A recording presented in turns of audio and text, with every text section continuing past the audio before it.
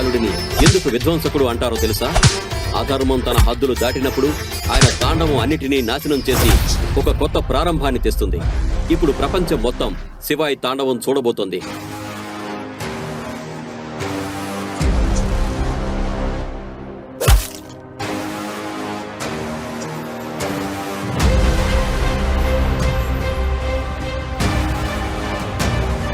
అప్పుడు ఇన్స్పెక్టర్ తో పాటు మరో 2 కానిస్టేబుల్స్ అక్కడికి వచ్చి శివాయిను లాఠీలతో కొట్టడం స్టార్ట్ చేశారు.